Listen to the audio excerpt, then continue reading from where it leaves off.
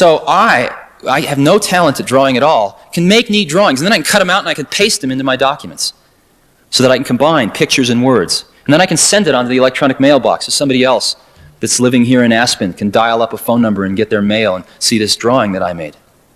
So we're starting to break out, and you can just see it now. And it's really exciting. So where we are is that the personal computer is a new medium, and that society and computers are really meeting for the first time in the 80s. In 15 years, it's going to be all over in terms of this first phase, getting these tools out into society in large numbers. But during the next 15 years, if we have an opportunity to do it great or to do it so-so. And what a lot of us at Apple are working on is trying to do it great. I want to look at one last thing, then we can talk about whatever you want to talk about. What is a computer program? Do you know what a computer program is? Anybody? No? Sort of? Sort of. It's an odd thing. It's really an odd thing. You've never seen an electron, but computer programs have no physical manifestation at all. They're simply ideas expressed on paper. Computer programs are archetypal. What do I mean by that? Let's compare computer programming to television programming. Again, if you go back and you look at the tapes of the JFK funeral in 1963, I guess, you'll start to cry. You will feel a lot of the same feelings you felt when you were watching that 20 years ago. Why?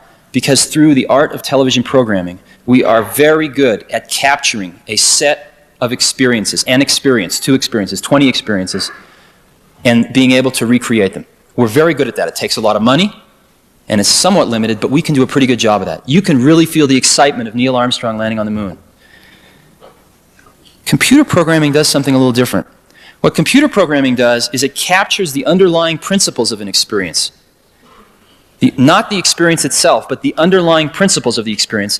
And those principles can enable thousands of different experiences that all follow those laws, if you will. And the perfect example is the video game. What does the video game do? It follows the laws of gravity, of angular momentum, and it sets up this stupid little Pong game. But the ball always follows these laws. No two Pong games are ever the same. And yet every single Pong game follows these underlying principles. Give you another example. There's a neat program called Hammurabi. And Hammurabi, there's 7-year-old kids playing this. And it's a game, and it comes up on the screen, and you're King Hammurabi. It goes, oh, King Hammurabi. And you get to be King Hammurabi of the ancient kingdom of Sumeria for 10 years.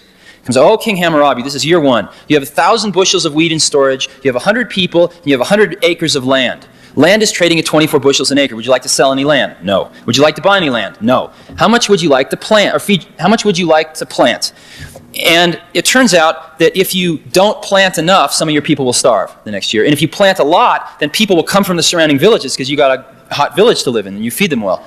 It's crude, but basically there are these 7-year-old kids playing with this macroeconomic model. And you can argue about the content of the model, but one thing you can't argue about, they will sit there for hours and play that and learn. And we've got to get our models better and more sophisticated. But that is an interactive way of learning that none of us ever had when we were growing up. And again, thousands of individual experiences, but all based on that one set of underlying principles.